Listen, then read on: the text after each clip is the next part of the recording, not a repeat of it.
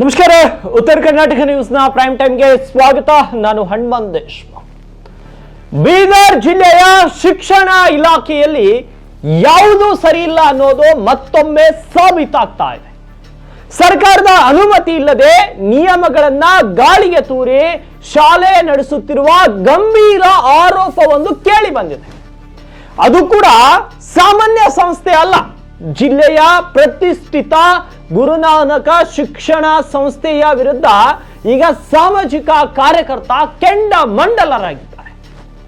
ಹಾಗಿದ್ರೆ ಏನಿದು ಹಗರಣ, ಯಾರ ಮೇಲೆ ಆರೋಪ ಅಂತ ನೋಡಿದ್ರೆ ಮನ್ನಾಖೇಳಿಯಲ್ಲಿರುವಂತಹ ಗುರುನಾನಕ ಪಬ್ಲಿಕ್ ಶಾಲೆ ಹಾಗೂ ಔರಾದ್ ಪಟ್ಟಣದಲ್ಲಿರುವ ಗುರುನಾನಕ್ ಪಬ್ಲಿಕ್ ಶಾಲೆಗಳು ಸರ್ಕಾರದ ಕನಿಷ್ಠ ಅನುಮತಿಯೂ ಇಲ್ಲದೆ ದರ್ಬಾರ್ ನಡೆಸುತ್ತಿವೆ ಎಂಬ ಸ್ಫೋಟಕ ಮಾಹಿತಿ ಹೊರಬಿದ್ದಿದೆ. ಸಾಮಾಜಿಕ ಕಾರ್ಯಕರ್ತ ಮಾರುತಿ ಕಂಠಿ ಅವರು ಈ ಬಗ್ಗೆ ದಾಖಲೆ ಸಮೇತ ಧ್ವನಿ ಎತ್ತಿದ್ದಾರೆ. 1.5 ವರ್ಷದ ಹಿಂದೆಯೇ ಮಾಹಿತಿ ಹಕ್ಕಿನಡಿ ಅರ್ಜಿ ಸಲ್ಲಿಸಿದ್ರು ಕೂಡ ಇಲಾಖೆ ಮೌನಕ್ಕೆ ಶರಣಾಗಿದೆ. ಅಧಿಕಾರಿಗಳು ಶಾಮೀಲಾಗಿದ್ದಾರಾ ಅಥವಾ ಸಂಸ್ಥೆಯ ಪ್ರಭಾವಕ್ಕೆ ಮಣಿದಿದ್ದಾರಾ? ಇದು ಜಿಲ್ಲೆಯ ಜನರ ಒಂದು ಯಕ್ಷ ಪ್ರಶ್ನೆಯಾಗಿದೆ. ಕೇವಲ ಶಾಲೆಗಳ ಮೇಲೆ ಮಾತ್ರವಲ್ಲ, ಶಿಕ್ಷಣ ಇಲಾಖೆಯ ಉಪನಿರ್ದೇಶಕರ ನಡುವೆ ನಡೆಯೂ ಕೂಡ ಈಗ ಅನುಮಾನದ ಸುಳಿಯಲ್ಲಿದೆ. ಯಾಕಂದ್ರೆ 14 ತಿಂಗಳ ಮೌನ. ಪ್ರಥಮ ಮೇಲ್ಮನವಿ ಸಲ್ಲಿಸಿ 14 ತಿಂಗಳು ಕಳೆದರೂ ಕೂಡ ಅಧಿಕಾರಿಗಳು ಮೌನವಾಗಿದ್ದಾರೆ. ದೂರು ನೀಡಿ ವರ್ಷಗಳೇ ಕಳೆದರೂ ಕೂಡ ಯಾವುದೇ ಹಿಂಬರ ನೀಡಿಲ್ಲ, ಕ್ರಮವನ್ನ ಕೈಗೊಂಡಿಲ್ಲ. ಅಧಿಕಾರಿಗಳು ಹಣ ಪಡೆದು ನಿಯಮ ಉಲ್ಲಂಘನೆಗೆ ಸಾಥ್ ನೀಡುತ್ತಿದ್ದಾರೆ ಅಂತ ಮಾರುತಿ ಕಂಠಿ ನೇರವಾಗಿ ಆರೋಪಿಸಿದ್ದಾರೆ. ಶಿಕ್ಷಣದ ಹೆಸರಲ್ಲಿ ವ್ಯಾಪಾರಕ್ಕಿಳಿದಿರುವ ಸಂಸ್ಥೆಗಳ ಜೊತೆ ಕೈ ಜೋಡಿಸಿರುವ ಅಧಿಕಾರಿಗಳೇ ಗಮನಿಸಿ, ಇದು ಸಾರ್ವಜನಿಕರ ಮಕ್ಕಳ ಭವಿಷ್ಯದ ಪ್ರಶ್ನೆ. ಅನುಮತಿ ಇಲ್ಲದ ಶಾಲೆಯಲ್ಲಿ ಓದಿದ ಮಕ್ಕಳ ಭವಿಷ್ಯಕ್ಕೆ ಯಾರು ಹೊಣೆ ಹಾಕಿದ್ರೆ? ಈಗಲೇ ಕ್ರಿಮಿನಲ್ ಕೇಸ್ ದಾಖಲಾಗಬೇಕು.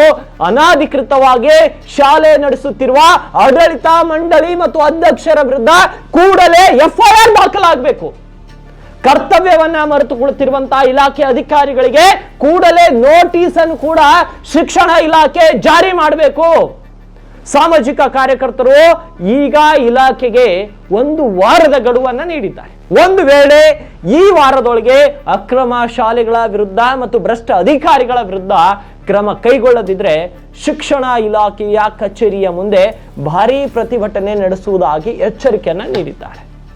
ಅಧಿಕಾರಿಗಳೇ ಎಚ್ಚೆತ್ತುಕೊಳ್ಳಿ, ಅಕ್ರಮಕ್ಕೆ ಕುಮ್ಮಕ್ಕು ನೀಡುವುದನ್ನ ಬಿಟ್ಟು ನಿಯಮದಂತೆ ನಡೀರಿ. ಇಲ್ಲದಿದ್ರೆ ಜನತೆ ನಿಮ್ಮ ಕುರ್ಚಿ ಅಲ್ಲಾಡಿಸುವುದು ಗ್ಯಾರಂಟಿ. ಯಾಕಂದ್ರೆ ಮಾಹಿತಿ ಹಕ್ಕಿನ ಅಡಿಯಲ್ಲಿ ನಿಮಗೆ ಮಾಹಿತಿಯನ್ನ ಕೇಳಿದಾಗ ಮಾಹಿತಿ ಕೊಡಲಿಕ್ಕಾಗಲ್ಲ. ಪ್ರಥಮ ಮೇಲ್ಮನವಿಯನ್ನ ಸಲ್ಲಿಸಿದ್ರು ಕೂಡ ಮಾಹಿತಿ ಕೊಡ್ಲಿಕ್ಕಾಗಲ್ಲ ಅಂದ್ರೆ ನಾನು ಸರ್ಕಾರಕ್ಕೆ ಮನವಿ ಮಾಡ್ತೀನಿ. ಹಾಗಿದ್ರೆ RTI ಅನ್ನೋದೇ ತೆಗೆದು ಬಿಡಿ. ಅಧಿಕಾರಿಗಳು ಸರಿಯಾಗಿ ಮಾಹಿತಿ ಕೊಡಲ್ಲ ಅಂದ್ರೆ RTI ಯಾವ ಕೆಲಸಕ್ಕೆ, ಮತ್ತೆ ಯಾವ ಪುರುಷಾರ್ಥಕ್ಕೆ RTI ಅನ್ನ ಇಟ್ಕೊಳ್ಬೇಕು? ಅಧಿಕಾರಿಗಳು ಮಾಹಿತಿ ನೀಡಿಲ್ಲ ಅಂದ್ರೆ RTI ನ ಅವಶ್ಯಕತೆ ಈ ಜನರಿಗೆ ಏನಿದೆ? ಭ್ರಷ್ಟಾಚಾರವನ್ನ ಮತ್ತು ಎಲ್ಲವೂ ಪಾರದರ್ಶಕವಾಗಿ ನಡಿಬೇಕು ಅನ್ನೋ ಹಿತದೃಷ್ಟಿಯಿಂದ ಈ RTI ಅನ್ನ ಸರ್ಕಾರ ಇಂಟ್ರೊಡ್ಯೂಸ್ ಮಾಡಿದೆ, ಇದನ್ನ ತಂದಿದೆ. ಆದ್ರೆ ನೀವು ಮಾಹಿತಿನೇ ಕೊಡಲ್ಲ ಅಂದ್ರೆ ಸರ್ಕಾರ ಯಾವ ಪುರುಷಾರ್ಥಕ್ಕಾಗಿ RTI ಅನ್ನ ನಡೆಸ್ತಾ ಇದೆ? ಈಗ ಅನುಮತಿನೇ ಇಲ್ಲದ ಶಾಲೆಗಳು ಕಳೆದ 2 ವರ್ಷಗಳಿಂದ ನಡೀತಾ ಇದೆ ಅಂದ್ರೆ ಇಲಾಖೆ ಅಧಿಕಾರಿಗಳು ಏನ್ ಕೆಲಸ ಮಾಡ್ತಿದ್ದೀರಾ ಅಥವಾ ಯಾರ್ದಾದ್ರೂ ಹೊಲದಲ್ಲಿ ಗೆಣಸ್ ಕೀಳಲಿಕ್ಕೆ ಹೋಗ್ತಾ ಇದ್ದೀರಾ? ನೀವೆಲ್ಲ ನೀವು ಸರಿಯಾಗಿ ಪರ್ಮಿಷನ್ ಕೊಟ್ಟಿದ್ದೇ ಆದಲ್ಲಿ ಆ ವ್ಯಕ್ತಿ ಸಾರ್ವಜನಿಕವಾಗಿ ಮಾಹಿತಿ ಹಕ್ಕಿನ ಅಡಿಯಲ್ಲಿ ಮಾಹಿತಿಯನ್ನ ಕೇಳಿದಾಗ ನಿಮಗೆ ಕೊಡ್ಲಿಕ್ಕೆ ಏನ್ ದೊಡ್ಡ ರೋಗ ಬಂತ? ಅಥವಾ ನಿಮ್ಗೇನು ಇಲಾಖೆ ಸಂಬಳ ಕೊಡ್ತಾ ಇಲ್ವಾ?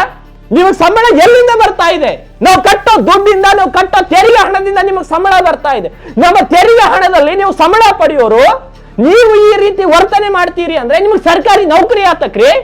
ರಾಜಕೀಯ ಮಾಡೋದೇ ಆಗಿದ್ರೆ, ಶಿಕ್ಷಣ ಇಲಾಖೆ ಅಧಿಕಾರಿಗಳೇ ನಿಮಗೆ ರಾಜಕಾರಣ ಮಾಡೋದೇ ಆಗಿದ್ರೆ ಆ ಸರ್ಕಾರಿ ನೌಕರಿಯನ್ನ ಬಿಟ್ಟು ಬನ್ನಿ. ಅವಾಗ ರಾಜಕಾರಣ ಮಾಡಿ, ಬೀದಿಗಳಲ್ಲಿ ಹೋಗಿ. ಸರ್ಕಾರಿ ಸಂಬಳವನ್ನು ಪಡೆದು ರಾಜಕಾರಣ ಮಾಡ್ತೀರಂದ್ರೆ ಇದು ಯಾವ ರಾಜಪ್ರಭುತ್ವ ಅಲ್ಲ, ಇದು ಪ್ರಜಾಪ್ರಭುತ್ವ ದೇಶ. ಇದು ಸುಮ್ಮನೆ ಬಿಡಲ್ಲ. ನಾವು ನಮ್ಮ ತೆರಿಗೆ, ನಮ್ಮ ದೇವರಿನ ಹಣವನ್ನು ಕಟ್ತಾ ಇದ್ದೀವಿ, ಅದರಿಂದ ನಿಮಗೆ ಸಂಬಳ ಬರ್ತಾ ಇದೆ. ಇದನ್ನ ನೆನಪಿನಲ್ಲಿ ಇಟ್ಕೊಳ್ಳಿ. ಪರ್ಮಿಷನ್ ಇಲ್ದ ಶಾಲೆಯಲ್ಲಿ ಕಲಿತಂತ ಮಕ್ಕಳ ಭವಿಷ್ಯಕ್ಕೆ ಏನಾದ್ರೂ ಅಡೆತಡೆಗಳು ಉಂಟಾದ್ರೆ ಶಿಕ್ಷಣ ಇಲಾಖೆ ಜವಾಬ್ದಾರರಾಗುತ್ತಾ ಅಥವಾ ಸಂಸ್ಥೆಯವರು ಜವಾಬ್ದಾರರಾಗ್ತಾರ?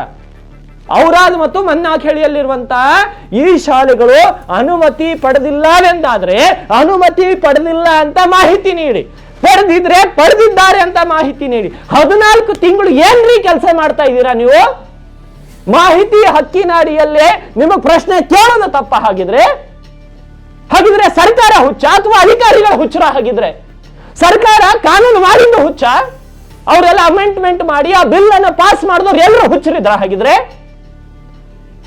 ಯಾರು ಹುಚ್ಚರು?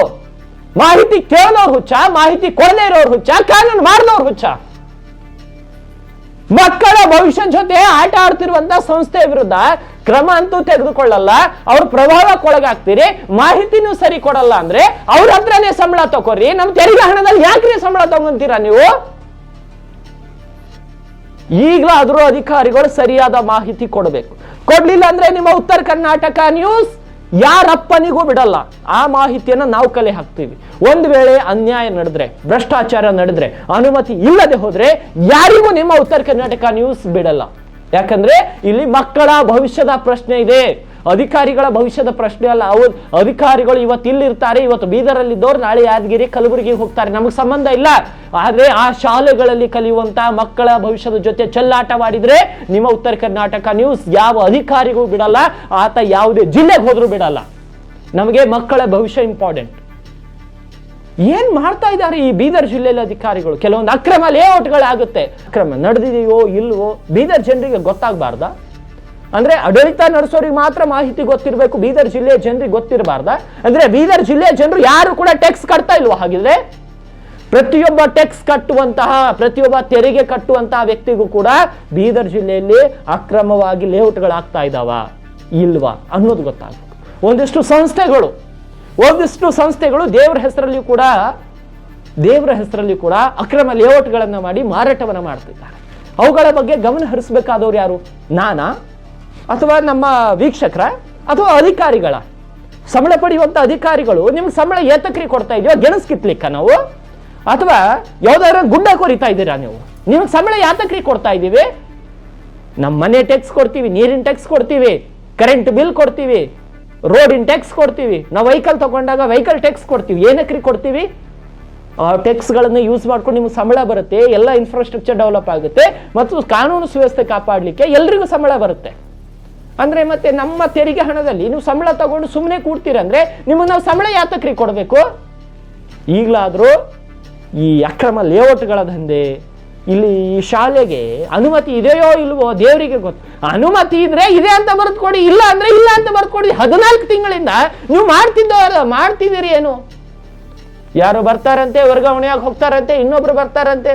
ಅಂದ್ರೆ ನಾವು RTI ಮಾಹಿತಿ ಕೇಳೋರ್ತವ್ ತಪ್ಪ? ಅಂದ್ರೆ RTI ಅಂದ್ರೆ ಮಾಹಿತಿ ಕೇಳಬೇಕು, ನೀವು ಕೊಡಲ್ಲ ಅಂತ ನೀವು ಅದೇ ರೀತಿ ಹೊಂಬತನ ದಿನ ಇರ್ತೀರಿ, ನಾವು ಸುಮ್ಮನೆ ಇರ್ಬೇಕಂತಾನ?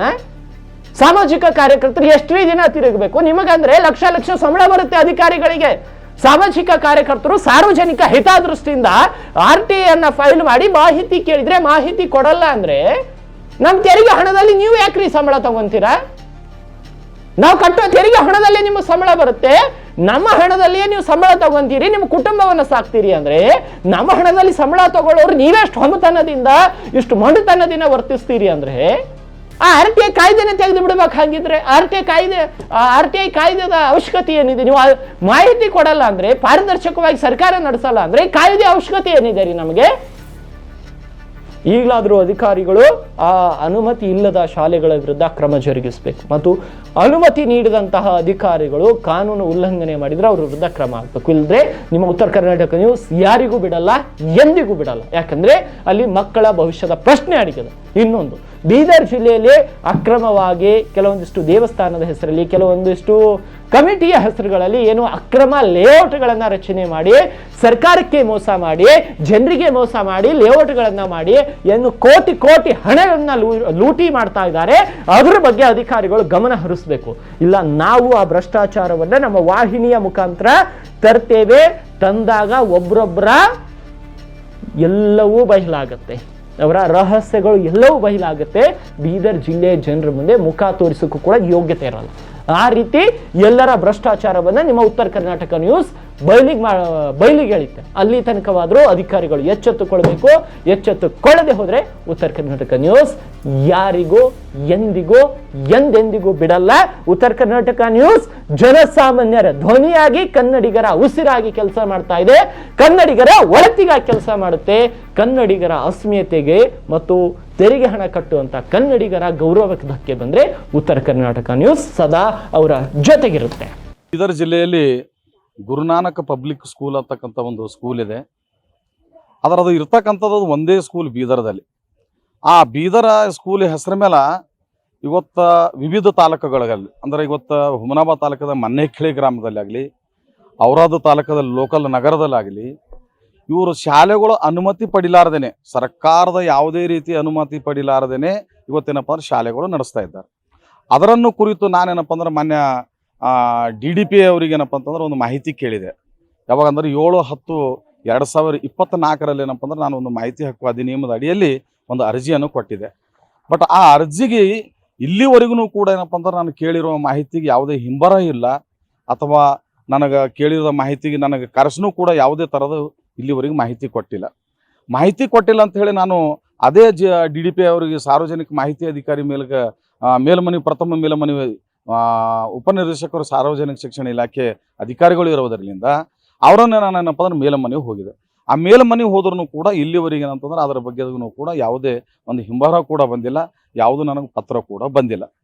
ಅದು ಆದ ನಂತರ ನಾನೇನು ಮಾಡಿದೆ, ಮತ್ತೆ DDP ಅವ್ರಿಗೆ ಏನಪ್ಪ ಅಂದ್ರೆ ಒಂದು ಸಂಘಟನಾ ಲೆಟರ್ ಪ್ಯಾಡ್ ಮೇಲೆ ನಾನೇನಪ್ಪ ಅಂದ್ರೆ ದೂರು ಕೊಟ್ಟೆ. ಇವತ್ತು ಮನ್ನೇಖಿಳಿ ಒಂದು ಗ್ರಾಮದಲ್ಲಿ ಗುರುನಾನಕ್ ಪಬ್ಲಿಕ್ ಸ್ಕೂಲು ಸರ್ಕಾರದ ಅನುಮತಿ ಪಡಿಲಾರ್ದೇನೆ ಅಲ್ಲಿ ಶಾಲೆ ನಡೆಸ್ತಾ ಇದ್ದಾರೆ. ಮತ್ತು ಔರಾದ ತಾಲೂಕದಲ್ಲೂ ಕೂಡ ಗುರುನಾನಕ್ ಪಬ್ಲಿಕ್ ಸ್ಕೂಲು ಸರ್ಕಾರದ ಅನುಮತಿ ಪಡಿಲಾರ್ದೇನೆ ಶಾಲೆಗಳನ್ನು ನಡೆಸ್ತಾ ಇದ್ದಾರೆ ಅಂತ ನಾನು ದೂರು ಕೊಟ್ಟೆ.